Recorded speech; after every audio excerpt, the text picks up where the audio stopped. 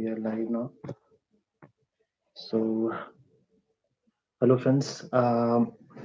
Thanks for joining the session. In this video, thanks for joining with Business Learnings. In this video, I'll talk about the problem with banks. What are the issues that banks are going through? The first and foremost is the issue of NPAs, which are the non-performing assets.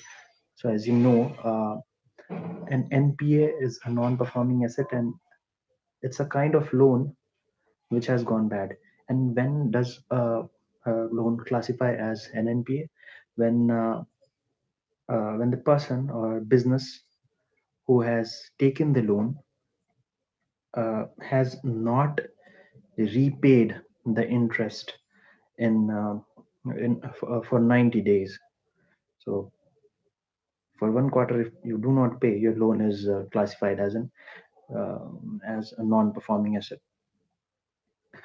So after 2008 and 9 financial crisis, there were a lot of loans given and not much of regulatory checks were there in the system. So that's what led to increase in the NPAs, and that NPAs those NPAs are persisting now as well. Of course, we saw a tremendous growth in NPAs during the past 1 decade.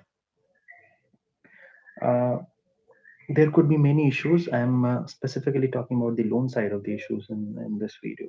So first thing is retail loans have traditionally been more costlier. A bank can give two kinds of loans, either a retail loan or a business loan, corporate loan. So retail loans are given to people who are looking are for individual people, like uh, and corporate loans are for businesses, big loans. So for retail loans, the amounts are smaller, and there are a huge number of people, each with smaller amounts. So therefore, there is a lot of management involved here, and therefore, a lot of management cost is also involved. And this is what increases the cost of the retail loans. And there are a lot of regulations acting as well. So that is what makes the retail loans more expensive. And as per the corporate loans, since there are several bigger players, you do not have to do a lot of management. Just compare, for the sake of comparison, I'll give you an example. Suppose there is one individual, he has taken a loan of 2 lakh rupees. So average, yes, it is possible most of the individuals take loans in that range. And now take the example of a corporate who has taken a loan of one say 100 crore rupees. So how much is it? 550 and 00, which is 5,000 times. So the bank will have to give loans to 5,000 such peoples of 2 lakh rupees each to get that number, 100 crores. And imagine managing 5,000 different loans versus managing just one big loan that has been given to the corporate. So there's the costs involved with the corporate loans are much lesser, and that's why they were considered relatively cheaper for the same total amount of coverage, of loan coverage. Now, problems started to arise when these corporate loans started to default. Uh, Usually, corporates are not as likely to default as per the classifications. The corporates are not as likely to default as your common retailers, but uh, we have already seen in the current times as well, one after the other, companies, corporates are defaulting, just serially defaulting, all of them. Not all of them, I mean, uh, there has been a lot of companies who have been defaulting their payments, be it DHFL, ILFS, many housing finance companies, many NBFCs have been defaulting. And yes, take the example of the companies which are in infrastructure development. They have been defaulting as well. If you know the story of Z Entertainment. So, what was supposed to happen? Corporate loans were supposed to be cheaper. Cheaper for whom? Cheaper for banks. And retail loans were supposed to be expensive. The opposite has happened now. Corporate loans have become way more expensive, and the reason that they have become expensive is is because even one or two of the players, if they default in the corporate loan, there is a huge dent, 100 crores, 1,000, 10,000 crores of dent. And this dent, this causes, this is a big dent. Compare this to suppose 50 or 100 individuals defaulting on their loans. What is the loss for the bank? 1 crore rupees.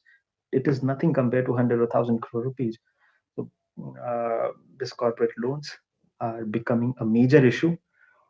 And yeah, real estate sector is down. uh, People are not buying houses. And Pune, Bangalore, Mumbai, yes, there are houses, and there are a lot of unoccupied houses. People are simply not buying them. Maybe this is a story for another video. Uh, IndusInd Bank, Yes Bank, they have a huge amount of exposure in those banks. Sorry, in the real estate, um, uh, in the real estate sector. Many housing finance companies have taken loan from these banks. And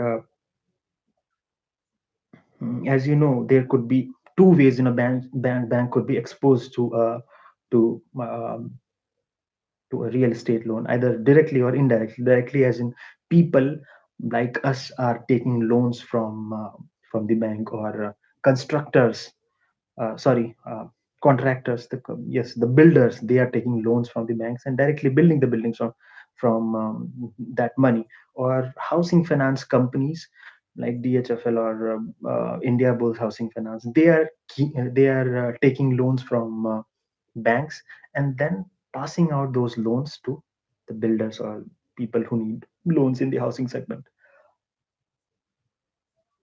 So Yes Bank and IndusInd Bank, they have the highest exposure to real estate sector. And as you know, the sector is going down. People are not buying houses, therefore payment the debt payment, it has stagnated or maybe going down.